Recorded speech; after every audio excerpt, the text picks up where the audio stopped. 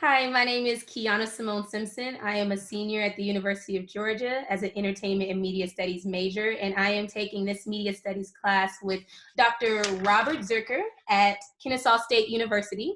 And today I will be interviewing a young popular writer, Mr. Randy McKinnon, and I'm doing this for my final project in this media studies class called Cinema That Matters. So Randy is a young writer from Jacksonville, Florida. He was a former athlete at Syracuse University, and now he is developing projects with Annapurna, Paramount Players, Disney Plus, and many more. So, hi, Randy. How you doing? Hey, what's up? How's it going? Good, good. I'm so happy to be talking to you today. Likewise. Glad to be on.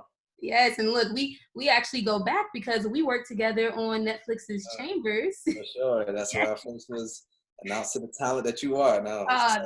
Thank you. Oh my gosh. So can you tell us, like, how did your love for filmmaking develop? At what point did you switch from, football to screenwriting? For sure. Yeah, so it's interesting, like growing up, obviously being from the South, like football was such a major element in our life. As you would know, like being in the South, like it's like faith, family, and football. But film wasn't necessarily a major element to, things that you were introduced to when you were younger. Sure. So like it was interesting that my mom used to always write creatively. She used to do poetry. She used to always write short stories. And I used to always like want to sit beside her and write. So that was like the first time I started doing it. However, I didn't think like there was something come out of it. It wasn't honestly until I was in Syracuse. I was at Syracuse and then I met a friend who was a playwright in New York. And one day she was in the quad crying and I helped her sort of break her story for her. Like we were working together and she basically was like, people do this for a living. Like there's actually jobs for this. And that was the first time I actually even thought about it, where I was like, oh wow, like, okay, like that was cool. But I was still playing sports. And then I was just like, it was honestly one day I was at the airport actually about to fly out to an NFL team. And I called my sports agent at the time. And I basically quit football before I even started and said I was going to become a writer at the airport. Wait, you went from going to the NFL to writing these large screenplays? Yeah, so I was sitting at the airport with one of my best friends who still plays in the NFL.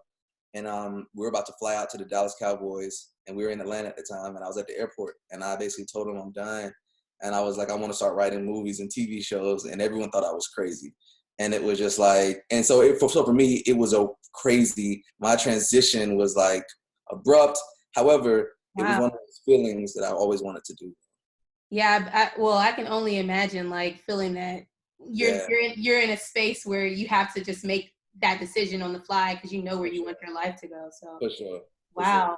Well, I just wanted to congratulate you for everything that you've been doing because my project is actually about cinema that matters and mostly how it's really important that there are more films written by people of color, produced by people of color, and just more media to hug the young kids.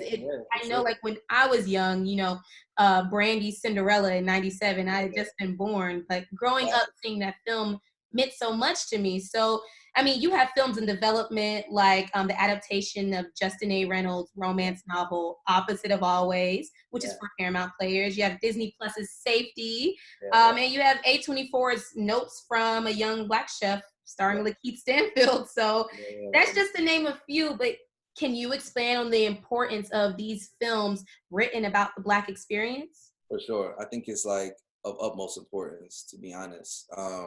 It was my mission statement, my MO when I came into writing it, because, when you look at the landscape and even, using those specific films, for example, it was important for me to look at a romance novel when I see, Black love on cinema and seeing it being reflected and seeing it showing all these different shapes, colors, flaws, and we don't see it often, right? It's very marginalized and it's very stereotyped in the way that they express us, right? It's one type of Black woman, it's only a few types of Black men, and it's like, and we never get to see the nuances that we all see day to day that, that most of us see in our everyday life. Right. So it was important for me to see that, right? It was like important for me to watch, like, you know, like with the project with Lakeith, it was like a young Black chef who was the world's youngest chef to receive a Michelin star, right? And like some people in my family were joking like a Michelin star. It's like, yeah, it's like all these fancy, like, yo, a young 25-year-old chef from the Bronx literally came from Nigeria and came out. And it's like to see that and to see this sophisticated style of cinema, right? And it was, and that those things, and even like the Project for Annapurna, it was like sci-fi. I want to see like, you know, like dudes that look like my friends growing up in the neighborhood. Like you can have dreads and love sci-fi too. Like, so it was like, so it was like, you know, it's so important because I think just like you spoke about with the Brandy and the Cinderella story, right? It's like, if you didn't see that on the screen, you would have never been inspired by that, right? And it's like, and that's the importance for me, is to show as many different views of the Black experience as possible, so that young kids especially can see themselves reflected on the screen, which will give them even more hope that they can see beyond their circumstances that they're living, for sure.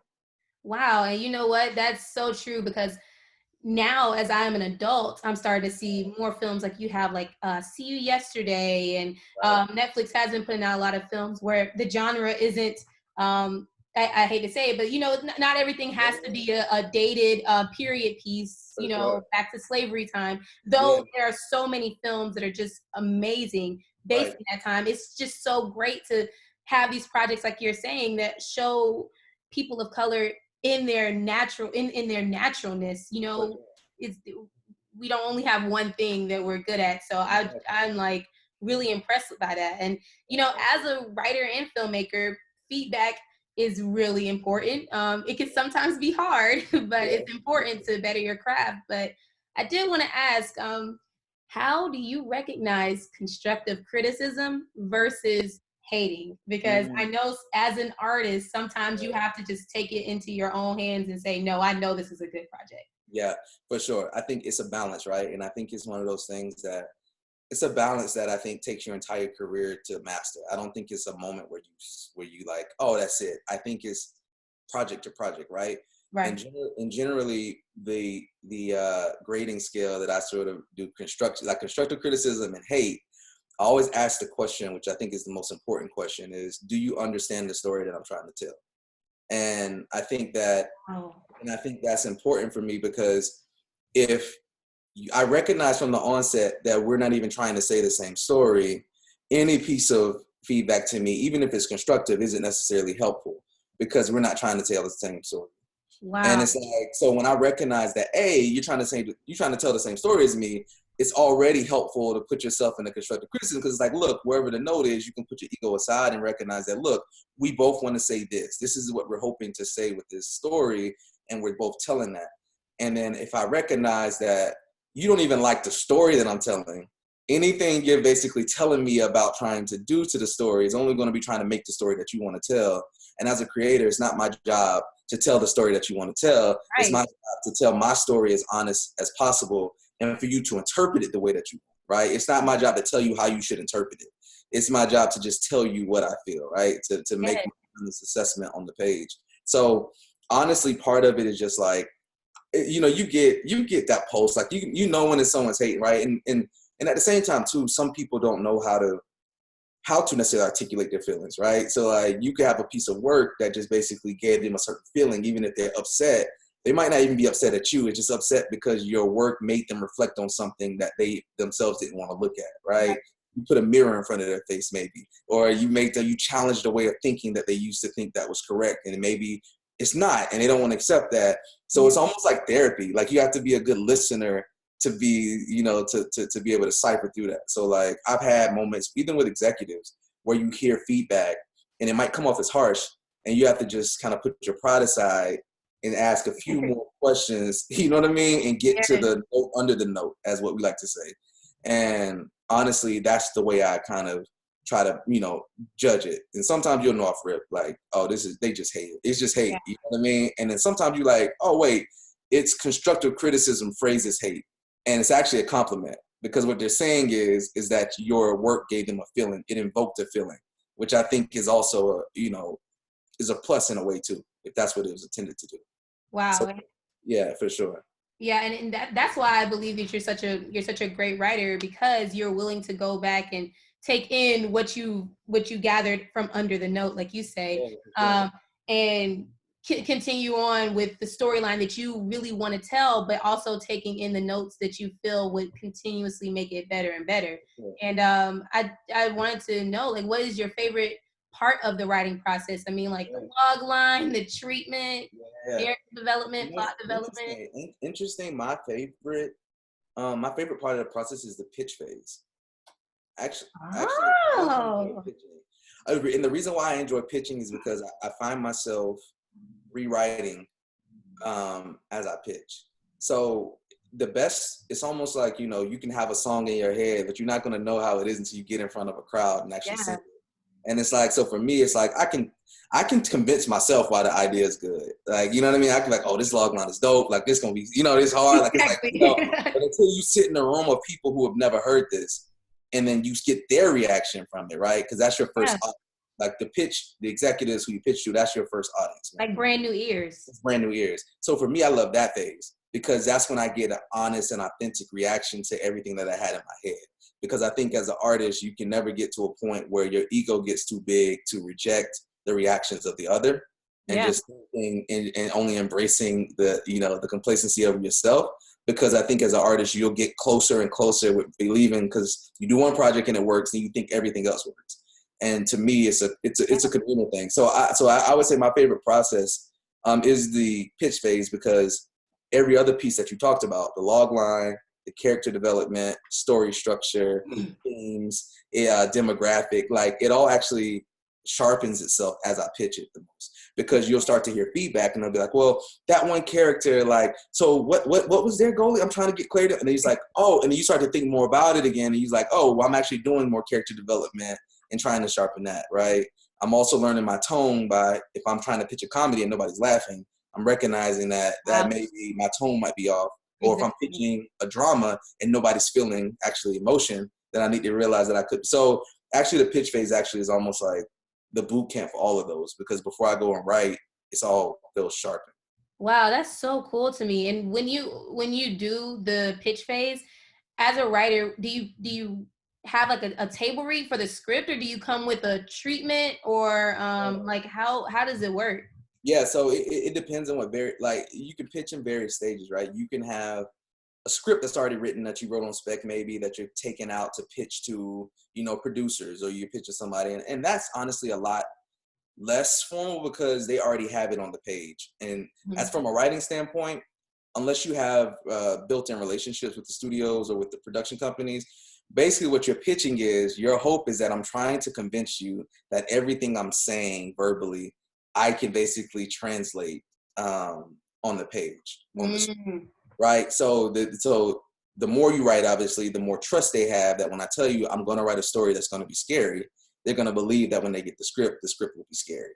And so for me, so generally, most people, when you're pitching a story, you're going to be coming in honestly without anything. It's no table read. It's literally verbal, unless you do like slideshows or something like that. But when I pitch features, I don't have a slideshow for the most part. I just it's like this, honestly. It's like like with the executive. So it's more so you have to be skilled in the art of storytelling. So so a lot of it is verbal. For sure. So when you were writing like scripts and proposals, you ever have times where you are completely in love with the story and you just you know that it's not the best decision to develop, but you know that the story is beautiful? More so, like, when do you put that principle over passion, knowing that it's amazing to you, but it probably wouldn't be out in the world? Yeah. There is, it's tricky. It's funny. I wouldn't say that like, it's more so that like I look at a story, because generally sometimes the stories, if I have a story that I feel that scares me in the marketplace, it actually makes me more excited about it, right? Because I think that like as creators, I don't think we should be following the conversation. I think we're the ones that start the conversation. So for me, if it's very safe, that means that there's a lot out there like it, right? And I think that, because the conversation's already been had. But for me, if it's not safe because it's like, I don't know how that's going to push the envelope, then I'm like, well, if it's not insensitive, racially insensitive, something like that. But if it's true and honest, but is, you know, then I'm actually the opposite. I'm actually like, I lean into it. I'll say my principle over passion comes with the person who should be telling the story. And what I mean by that is, for example, I remember having an idea that I was working on. Was a book that was brought to me, but it was about these generation of Black women, and it was their experiences. And as passionate as I felt about it, I was like, oh, I can tell the story. I'm like, but I'm not a Black woman. Like, even as a Black man, I felt that like it's not my place to be trying to show the world the complexities of a Black woman and Black sisterhood. It's like, So that should be, you know what I mean? Like, that should be in the hands of a Black woman who's lived those experiences. So my principle in that regard was that I don't think that, even as a Black man, I'm not the one that should be telling the story. I'm the one that should be supporting the story. Like, in the sense that, like, just watching it, spreading the word, like being there as a voice, a sounding board, just for creatively. But I shouldn't be the voice behind it. So generally mine goes into that angle, more so than the actual art itself. Wow. You know what? That's amazing. And I'm pretty sure that is why you've accomplished so much at a young age. And I don't know, you just sound so grounded in all of your decisions. I want to know, do you have a mentor or someone who guides you with advice? Because you're so young and so successful that I'm just curious. Like, has there anyone helping you? It's interesting. Like, I don't, and I don't say even bragging, actually. I was more of a disappointment, to be honest. Like, I don't have a set mentor that I found myself that I go to every single time. I've developed, I would say, a village. I've developed a village of creatives, I would say, that I'm able to voice, like, you know, frustrations, questions. It's almost like the group that just keeps it real with me. It's like, you know, and it's like, because you need that, like, just the person that you go to be like, nah, that's not it. Like, you know what I mean? Nah, I don't know, man. You know you can do better than that. Exactly. Like, I remember literally last night, I took a picture of a scene that I had, and I had a joke in there, and I took a picture of it and sent it to a friend who's a filmmaker, and was like, yo, just thoughts. And that's all I put, thoughts. He was like, lame. Like, he was just like, and that was like, that's what you need. And that's what you need. And I was like, say less. You know what I mean? Like, say less. Like, I know that he knows what I'm trying to do. So it's no hate. It's no nothing. Just like, nope, I know your level of what you can do. That's not it. Like, and you have to have that. So I don't have necessarily a mentor, but I have that village. I have that village of people that keep me grounded. You know, that you're never bigger than the work itself. It keeps you humble in that regard. Yeah, and then I'm sure you have like someone you know to go to for one problem and someone you know to go to for another, which I think that's really cool, because honestly, like I've always been really serious about keeping the people around me, and not only for the industry, but just my life as I continue to mature, keeping the people around me that I know that are always going to tell the truth and keep it real, because those are the people that you can rely on forever. They're not going to just always say, oh my gosh, Randy, that script is just amazing. Exactly. And meanwhile. Exactly. They tell you the truth. And look, Sam, I'm not saying it's the most amazing thing you want to hear, but I'd rather hear it now than when you go out there, you know, and you find out when you can't get another second. So no, so that for sure, that I lean on that. I'm proud of that, of building that network of people that I trust. So that's usually, those are my mentors. You know, my mentors are my village of friends and stuff that keep me grounded. That's beautiful and dope at the same time. For sure. And so I hear you have a really cool project that you've been working on. I know you can't say a lot, but I just want some brownie points. Can you talk a little bit about it? Yeah, for sure. So so I just closed the deal, but I'm writing this really cool Marvel project. It's like a Marvel project. So I just closed that. Yeah.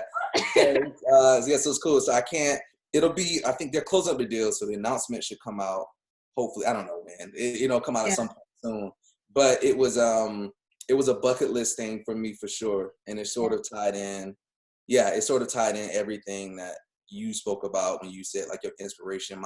My thing was that I want to see behind the screen. I want to see us being able to articulate these heroes, these superheroes, and find us in that space, right? And so to be able to have the opportunity now to literally do that at the largest scale, I believe it's humbling, like, for sure.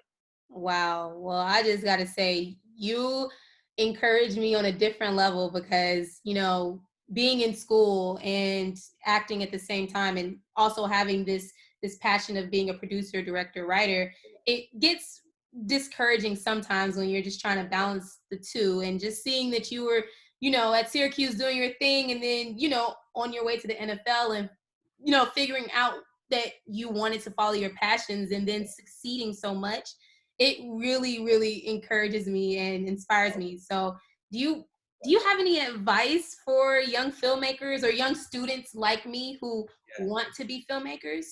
Yeah, well, I mean, obviously, I already think you're a dope filmmaker, but I would say my advice to any filmmaker that's aspiring is to um, take off the adjective aspiring, because I don't think you're aspiring to do it. I think you're already creating, and no matter what level. That's my first thing, and I think my second thing is to create what you want to see, not what you think they want to see.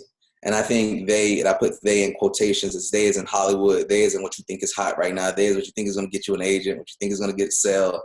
That's not what sells. What sells is you in the person. So I would think write what's true to you, create what's true to you, shoot what's true to you, right? And that's my biggest one, because I think that's usually the biggest question I always get is like, oh, what is the industry looking for? And it's like, they don't know. They look like they don't know, and that's the gift. The gift that we have is that we show them, like, right, we show them what they need to know. Like, oh, I didn't know I needed it until I needed it. We didn't know we needed Black Panther. We didn't know we needed Moonlight. We didn't know we needed Girls Trip. We didn't know we needed those things until we had them, right? Right. Like, so Right. when I say we, as in like the industry didn't know it, right? So it's our job to look at the stories that we want to tell and to be unapologetic about it. Be unapologetic about your voice. Be unapologetic about your culture, your ethnicity, just your point of view, and Yeah. lean firm on that. And don't feel that you're trying to do it. You're already doing it, right? It's just whether someone sees it or not. That's not what matters. It's just you staying true. And when that time happens, it'll happen. Wow. Well, thank you so much, Randy. That just Sure. that just makes me feel like this can all come into play, and obviously manifesting just success and comfort Yeah. in our careers. I'm just hoping that any student that does see this interview gets some sense of encouragement and inspiration. So I just want to thank you so much again. I have been talking with Randy McKinnon, an amazing young filmmaker and screenwriter, and also my friend. So Sure. thank you so much, Randy, so much. I can't wait for my professor to see this in Yeah, my classmate. likewise. Likewise. I'm honored. Thanks for having me. Thank you. For sure.